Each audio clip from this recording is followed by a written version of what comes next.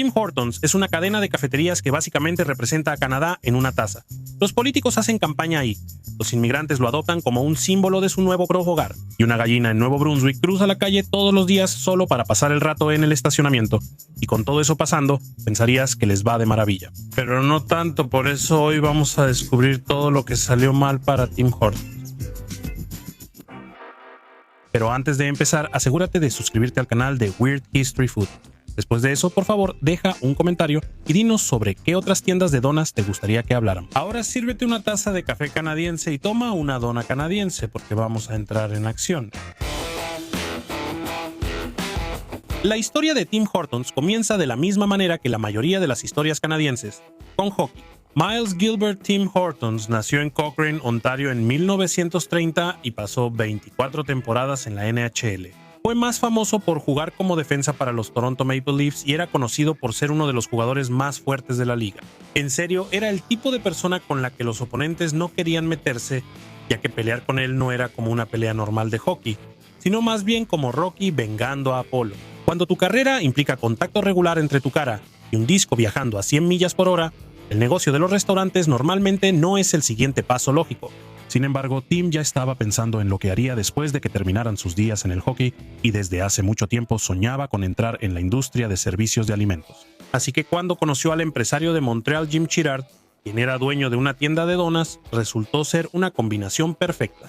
Los dos formaron Tim and Jim Limited, un nombre que sugiere que eran considerablemente mejores en el hockey y las donas que en el branding. Y juntos abrieron 4 locales de hamburguesas y pollo en Ontario. Aunque esos primeros lugares sí tuvieron éxito, las cosas realmente empezaron a despegar el 17 de mayo de 1964 cuando abrió el primer Tim Hortons en Hamilton, Ontario. El café costaba 10 centavos la taza y solo había 2 tipos de donas, buñuelos de manzana y dachis. Estos últimos son donas de levadura con pasas. Y eso era todo. No había menú de temporada, ni opciones de leche de avena, ni donas de edición limitada en forma de disco de hockey. Solo 2 donas y una taza de café barata servidas por un hombre que podía levantar en press de banca a la mayoría de sus clientes. Era perfecto. Sin embargo, el nombre de la cadena pasó por una evolución. Primero fue Tim Hortons Donuts, luego Tim Hortons, y después quitaron el apóstrofo y se convirtió en Tim Hortons. ¿Por qué quitar el apóstrofo? Porque los franco-canadienses se ponen de mal humor. Y en 1993 las leyes lingüísticas de Quebec hicieron que el apóstrofo posesivo fuera técnicamente ilegal en los letreros en francés. Así que quedó como Tim Hortons. De todos modos, porque incluso los policías canadienses aman sus donas, en 1965 un ex agente de policía llamado Ron Joyce tomó el control de un local en el número 65 de Ottawa Street North. Luego abrió 2 sucursales más. Y para 1967 Joyce y Horton ya eran socios de pleno derecho. Según todos los relatos, era una combinación ideal. Horton tenía la fama y Joyce tenía la intensidad operativa para realmente construir la cadena. A principios de los años 70, Horton escuchaba más que solo un Who. Escuchaba el sonido de las cajas registradoras. Usualmente es cuando el piso se te viene abajo. Podrías tener más razón de la que imaginas. El 20 de febrero de 1974, Tim Horton jugaba para los Sabres y perdió 2-4 contra sus antiguos compañeros de los Maple Leafs.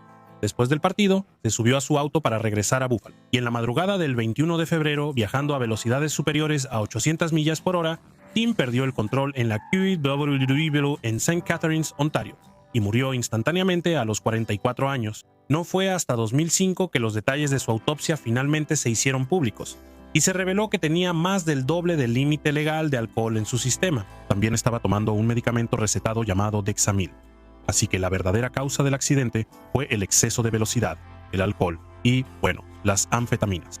Después de que eso se hizo público, la foto de Tim fue retirada discretamente de todas las sucursales de Tim Hortons. No fue hasta 2014 que un movimiento público presionó para que volvieran a ponerlas. La opinión siguió dividida y la cadena que lleva el nombre del miembro del Salón de la Fama nunca ha sabido muy bien qué hacer con el hecho de que su fundador era una figura complicada. Después de la muerte de su socio, Ron Joyce escribió un cheque por $1 millón y compró las acciones de la familia Horton, convirtiéndose en el único dueño de 40 sucursales, lo que en retrospectiva puede ser el mejor trato inmobiliario en la historia de Canadá. Es como comprar Manhattan por cuentas, excepto que las cuentas eran donas. Y ese Manhattan acabó siendo 500 sucursales en 1991. A partir de ahí, la estrategia de expansión de Joyce fue tan agresiva que llevó a la quiebra a la mayoría de las tiendas de donas independientes y a las pequeñas cadenas. La proporción per cápita de tiendas de donas en Canadá se volvió la más alta del mundo, superando a cualquier otra nación en una competencia en la que la mayoría ni siquiera sabía que participaba. Ron Joyce no solo construyó una cadena de café usando el nombre de Tim Hortons, sino que creó un monopolio con chispas encima. En su apogeo, Tim Hortons no era solo un restaurante, era una institución canadiense. Ese tipo de cosas que se describen con la misma reverencia que normalmente se reserva para el hockey y la atención médica universal. En 2016, Canadá ocupó el primer lugar entre 80 países en consumo de café en establecimientos de comida, lo cual suena impresionante hasta que recuerdas que los inviernos canadienses son básicamente un crimen de guerra contra el cuerpo humano, y el café caliente es equipo de supervivencia. Todo esto fue gracias a Tim Hortons, ya que había una sucursal por cada 9,000 canadienses. Para comparar, había un McDonald's por cada 25,000 personas, así que Tim Hortons no solo era omnipresente, era infraestructura, como las carreteras pero con un glaseado calientito. El peso cultural era real. El autor canadiense Pierre Burton escribió que de muchas maneras la historia de Tim Hortons es la historia esencial de Canadá, una historia de éxito y tragedia, de grandes sueños y pequeños pueblos, de valores a la antigua y negocios duros, de trabajo arduo y de hockey. Cuando los inmigrantes llegaron a Canadá, adoptaron Tim Hortons como un símbolo de su nueva patria. Los políticos que se postulaban para un cargo hicieron de las paradas en Tim Hortons un ritual obligatorio de campaña, que se convirtió en el equivalente canadiense de besar bebés, excepto que los bebés son donas. El término votante de Tim Hortons entró en el vocabulario político de la misma manera que mamá futbolera lo hizo en Estados Unidos. Una cadena de café se convirtió en un grupo demográfico. La devoción era tan profunda que en 2016 CBC News informó sobre una gallina de Nuevo Brunswick que cruzaba la calle transitada todos los días solo para pasar el tiempo picoteando en el estacionamiento de Tim Hortons. Ella llegaba todas las tardes alrededor de la 1 en punto PM, recibía su dosis diaria de migajas de Timbits y luego regresaba a casa. Esto realmente salió en las noticias. Y si eso no te dice lo que la marca Tim Hortons significaba para los canadienses, nada lo hará. Caray, hasta la publicidad era querida. Roll Up the Rim era la campaña anual donde los clientes despegaban el borde de su vaso para revelar premios que iban desde café gratis hasta autos. Y se volvió tan arraigado en la cultura que básicamente era como una quinta estación del año. Roll Up the Rim se llevó a cabo desde 1986 hasta que se volvió completamente digital. En 2020 sobrevivió a recesiones, 2 cambios de dueño y un incidente tan loco que merece su propio podcast de crímenes reales. En 2006, un niño encontró un vaso en un bote de basura. Ella no pudo enrollar el borde por sí misma, así que le pidió ayuda a una chica mayor. Cuando el premio resultó ser una Toyota RAV4, ambas familias contrataron abogados. Tim Hortons tuvo que emitir un fallo oficial, como una pequeña corte suprema con aroma a café. Y en una decisión que haría sentir orgulloso a cualquier canadiense, optaron por la regla de el que lo encuentra se lo queda. Y la familia de la niña más joven ganó. Así que con las cosas yendo tan bien en Tim Hortons, tienes que preguntarte, ¿qué pasó? Todo comenzó como muchas tragedias canadienses con un estadounidense. En 1992, un franquiciatario en la isla del Príncipe Eduardo, que tenía sucursales tanto de Tim Hortons como de Wendy's, decidió abrir una tienda de composta. El dueño invitó tanto a Ron Joyce como al presidente de Wendy's, Dave Thomas, a la gran inauguración. Thomas quedó tan impresionado que el 8 de agosto de 1995, Wendy's International adquirió Tim Hortons en un acuerdo valuado en $580 millones. Una institución esencialmente canadiense fue vendida a una cadena estadounidense de hamburguesas. El Toronto Star lo llamó el espectáculo de otro gran ícono canadiense que había caído en manos del grasiento imperio hamburguesero yankee, lo cual sigue siendo una de las mejores frases jamás escritas sobre una compañía de donas. Los canadienses estaban descontentos, lo cual dice mucho de un pueblo conocido por su cortesía. La fusión sí ayudó a Tim Hortons a superar a McDonald's como el operador de servicios de alimentos más grande de Canadá, lo cual fue realmente impresionante. Desafortunadamente, el daño a la identidad canadiense de la marca fue real y no desapareció. Las dos compañías permanecieron fusionadas hasta 2009, cuando Wendy's separó a Tim Hortons y la convirtió nuevamente en una empresa que cotiza en bolsa de manera independiente. Y Canadá suspiró aliviado, se disculpó por las molestias y volvió a su café. Esa tranquilidad duró hasta 2014, cuando Burger King propiedad de la firma brasileña de capital privado 3G Capital, adquirió Tim Hortons por un acuerdo de $11.4 mil millones, fusionando ambas cadenas en una nueva empresa matriz llamada Restaurant Brands International. Un estudio del Centro Canadiense de Alternativas Políticas advirtió que el acuerdo probablemente tendría consecuencias abrumadoramente negativas para los canadienses. Si no fueran tan educados, estarían gritando "te lo dije" desde los tejados. 3G Capital recortó costos más rápido que un jugador de hockey pierde un diente en el tercer periodo. Ya lo había hecho con Burger King, Heinz y Anheuser-Busch, y Tim Hortons fue el siguiente.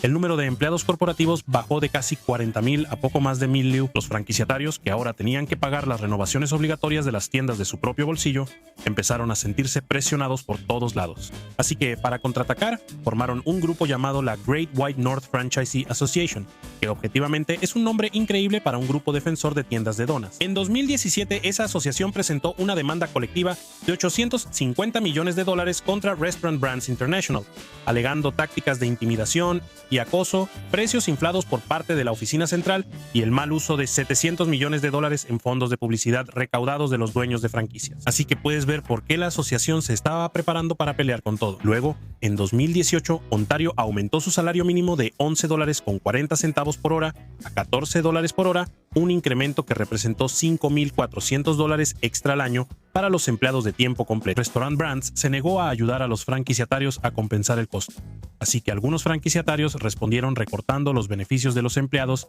y eliminando los descansos pagados. Entre los franquiciatarios que hicieron esto estaban Ron Joyce Jr. y la propia hija de Tim Hortons, Jerry Lynn Horton Joyce, quienes se casaron y juntos tenían un valor de más de $1,500 millones. Así que, naturalmente, estos canadienses vieron a los trabajadores con salario mínimo ganando $14 la hora y dijeron, ¿sabes qué? Simplemente no podemos permitirnos dejarte sentar. Estas son personas que podrían pagar el almuerzo de cada empleado hasta la muerte térmica del universo. Y aún así les sobraría suficiente para un yate de repuesto y una pequeña isla con un abrigo cerca.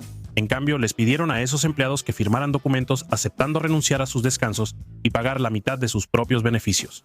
Hubo alrededor de 50 protestas en todo Canadá. Si te preguntas cómo le fue a todo esto con el público en el ranking anual de la firma de investigación de mercados Leger sobre las empresas más reputadas de Canadá, Tim Hortons ocupó el cuarto lugar en 2016. Para 2018 dieron un giro brusco y cayeron hasta el puesto número 50.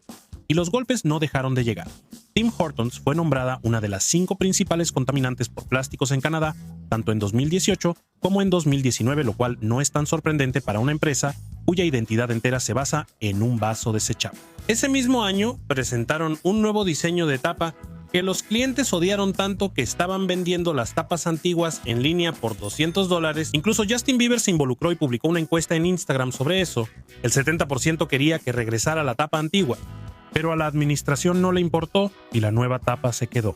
En 2019, Tim Hortons decidió que la solución a su crisis de identidad era agregar la Beyond Burger a su menú, presumiblemente porque nada dice café y donas como una hamburguesa de origen vegetal. Los clientes respondieron con el tipo de entusiasmo que normalmente se reserva para una endodoncia, y la Beyond Burger fue retirada de la mayoría de las sucursales en cuestión de meses. En 2020 también hicieron una jugada muy baja al negarse a ofrecer licencia por enfermedad durante una pandemia global. Y finalmente, en 2022, el Comisionado Federal de Privacidad descubrió que Tim Hortons había estado rastreando los datos de ubicación de los clientes 100 veces al día a través de su aplicación, sin importar si la aplicación estaba abierta o no. La cafetería favorita de Canadá estaba espiando a los canadienses. ¿Cómo se disculparon? Con una taza de café gratis y un panecillo. Supongo que se les acabaron las RAV4 de premio. En resumen, para 2022, Tim Hortons ocupaba el cuarto lugar entre las cadenas de café en Canadá. La cadena que alguna vez tuvo el 62% del mercado canadiense de café, ahora estaba perdiendo contra McDonald's, Second Cup y Starbucks. Entonces, ¿dónde está Tim Hortons hoy en día? Bueno, los números no son buenos. En el primer trimestre de 2025, las ventas en tiendas comparables cayeron un 0.1%, lo que estuvo por debajo de las estimaciones de los analistas de un crecimiento del 1.4%. Para ponerlo en perspectiva, una empresa canadiense que alguna vez tuvo una sucursal por cada 9,000 canadienses, ahora está perdiendo terreno frente a una hamburguesería estadounidense dirigida por un payaso de fiestas infantiles. Sin embargo, la cadena todavía representa más del 40% de los ingresos de Restaurant Brands International, lo que significa que la firma brasileña de capital privado que vació Tim Hortons ahora depende financieramente de que Tim Hortons se recupere. La ironía es tan grande que podrías untarla en un duchi. Para ser justos, la empresa lo está intentando, lo cual era una frase impensable en 2018. Pero aquí estamos. En 2024 lanzaron pizzas de masa plana, ampliaron su menú de bebidas frías y el director general Joshua Kobza anunció el objetivo de lograr un crecimiento de 2 dígitos en las ventas de la tarde. También han declarado, aunque con una década de retraso, que están regresando a sus raíces. Como dijo un ejecutivo de RBI, aunque es interesante probar hamburguesas y cereales, no es por eso que somos famosos, lo cual hace que todos digan, pues claro, a nivel internacional, con más de 6,000 sucursales en 14 países, las cosas en realidad van mejorando, lo cual, irónicamente, es como un profeta que perdió a sus seguidores, pero de alguna manera conservó su iglesia. Entonces, ¿cuál es la moraleja de la historia? Dejar de ignorar las necesidades de las personas que hicieron que tu empresa fuera la número 1, ¿eh? Entonces, ¿tú qué opinas? ¿Cómo calificarías el café y las donas de Tim Hortons? Déjanos tu opinión en los comentarios. Y ya que estás aquí, échale un vistazo a algunos de estos otros videos de Weird History Food.